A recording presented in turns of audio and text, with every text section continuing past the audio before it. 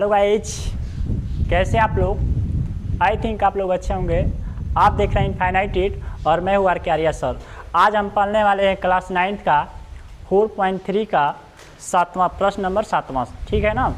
और इसमें जो भी कन्फ्यूजिंग होंगी आपकी, आज इस वीडियो के माध्यम से सारी कन्फ्यूजिंगें दूर हो जाएगी और आशा करता हूँ कि आप लोग को अच्छी तरह से समझ में आएगी, ठीक है ना। तो और कुछ न कहते हुए हम चलते हैं अपने सवाल की तरफ। तो जैसे मान लीजिए कि आपका प्रश्न नंबर दिया है 7वां कि एक विद्यालय की कक्षा 9 की छात्राएं यामिनी और फातिमा, ठीक है ना, ने मिलकर भूकंप पीड़ित व्यक्तियों की सहायता के लिए प्रधानमंत्री राहत कोष में 100 रुपये का योगदान दिया। एक रैखिक समीकरण खींचिए और आलेख बताइए, ठीक है ना। तो देखिए, कुछ करना नहीं। जैसे मान लीजिए कि कक्षा 9 की छात्राएं हैं, जो कि मतलब एक है यामिनी और एक है फातिमा।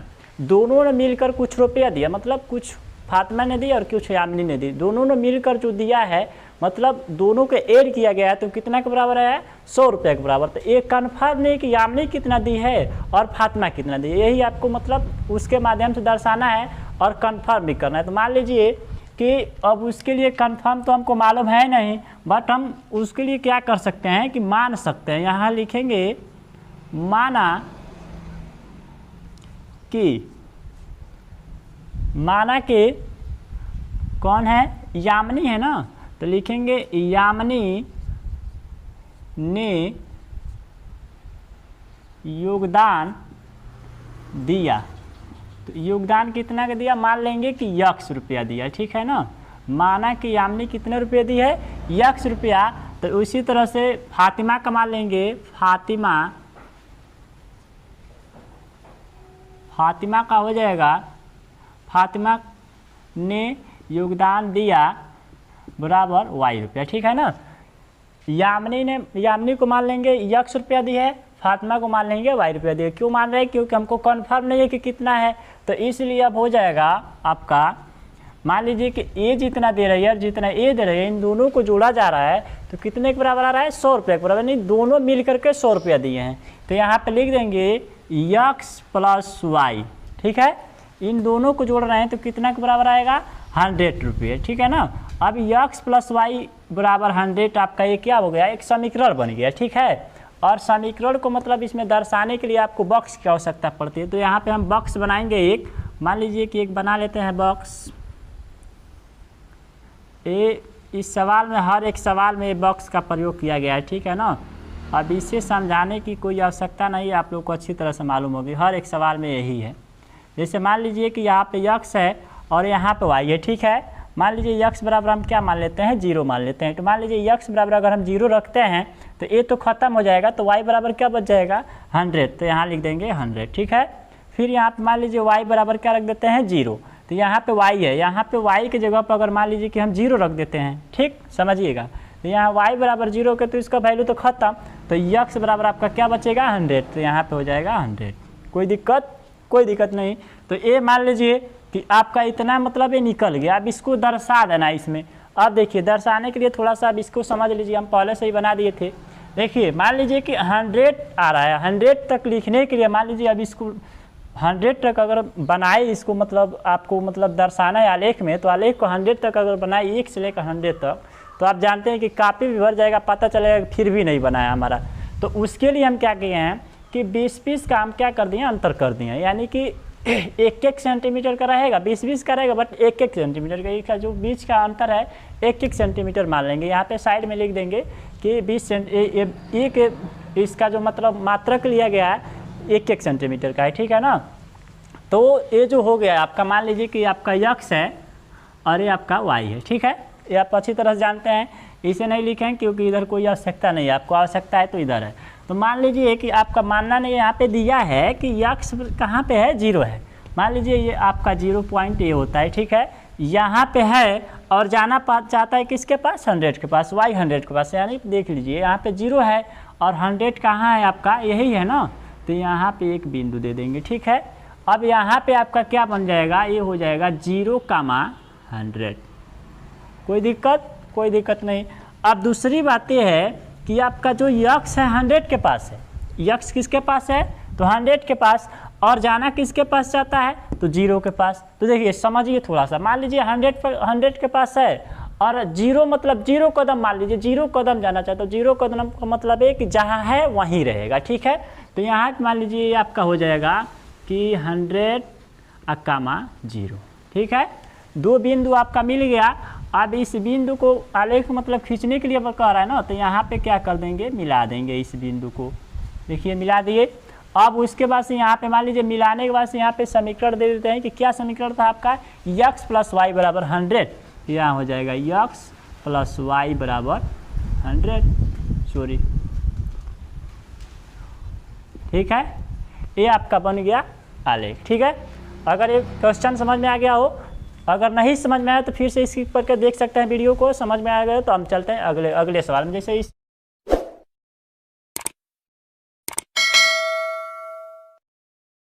तो ये रहा हमारा अगला सवाल। जैसे मान लीजिए कि प्रश्न नंबर 8 में कह रहा है कि प्रश्न नंबर 8 देखिए थोड़ा सा मतलब वो क्वेश्चन जो है बड़ा है, इसलिए उसे हम नहीं लिखे हैं। जैसे प्रश्न नंबर 8 में जो पहला कह रहा है, देखिए कह रहा है कि सेल्सियस को x अक्ष और फ़ारेनहाइट को y अक्ष मानकर ऊपर दिए गए रैखिक समीकरण का आलेख खींचिए, ठीक है।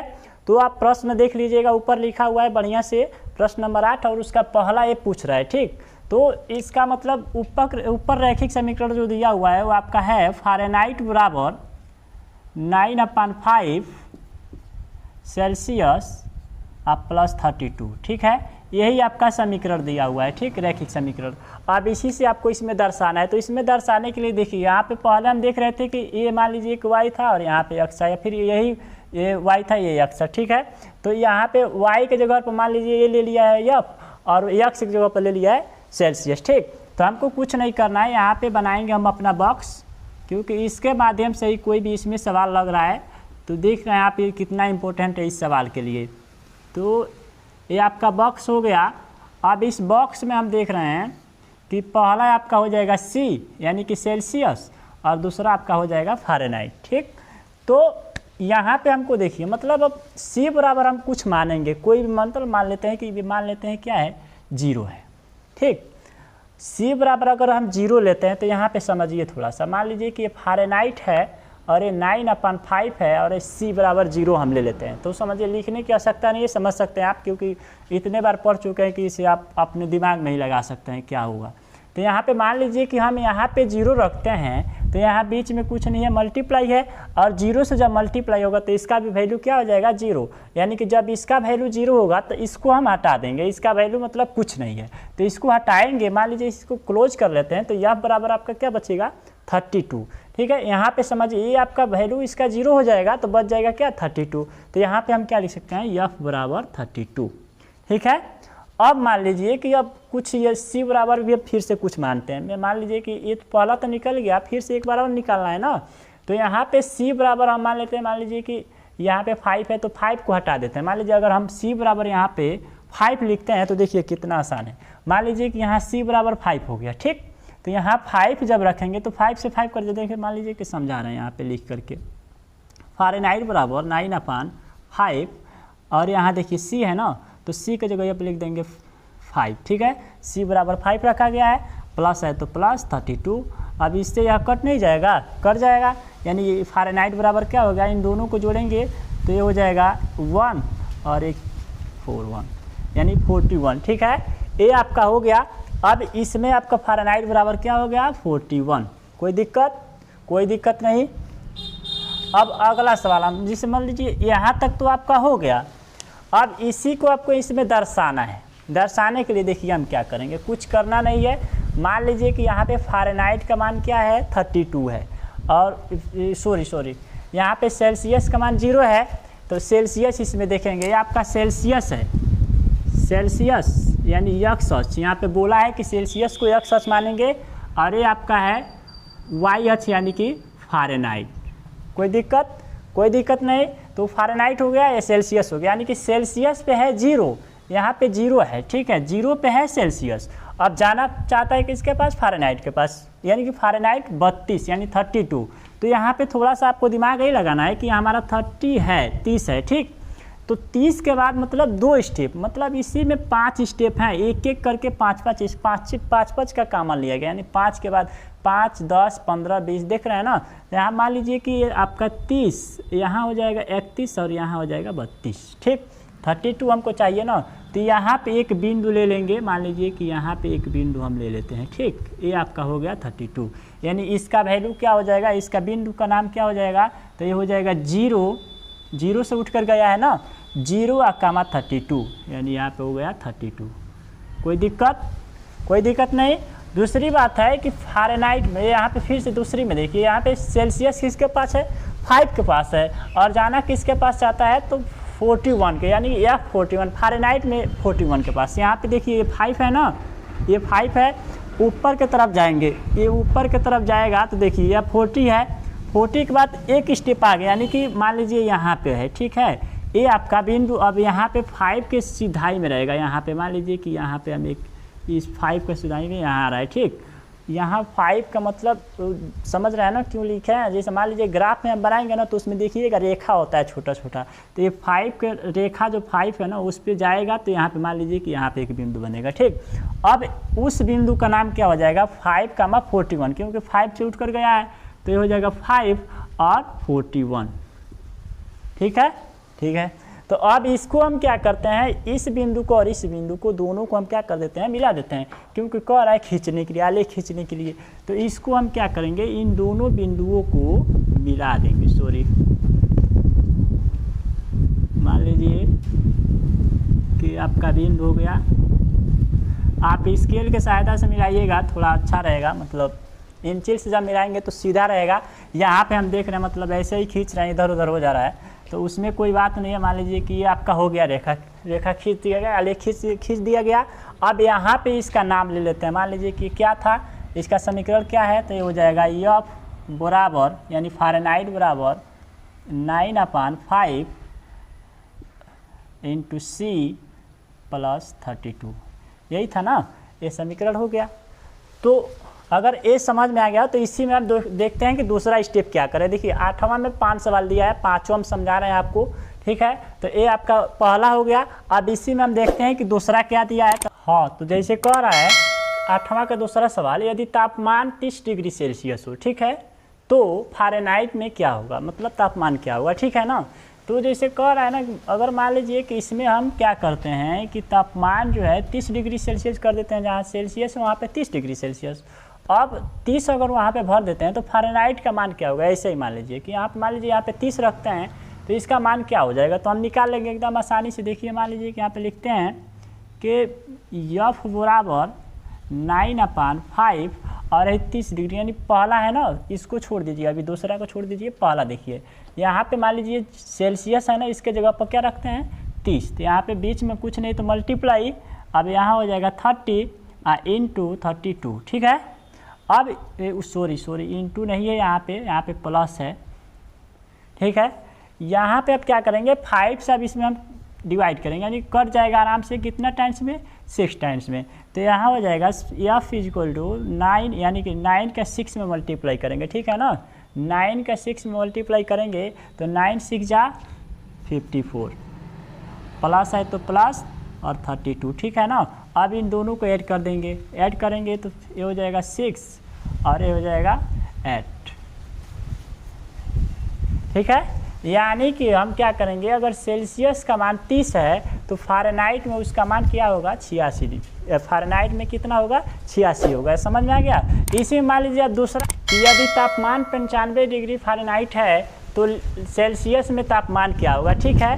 तो यहाँ पे भी कुछ नहीं करना है आपको, तापमान का रहने कि अगर मान लीजिए F बराबर कितना हो, 95, तो यहाँ पर रख देते हैं डायरेक्टली, यहाँ पे हो जाएगा 95, F की जगह पर 95 और बराबर ये आपका 9/5 और ये सेल्सियस है तो सेल्सियस और प्लस 32, ठीक है।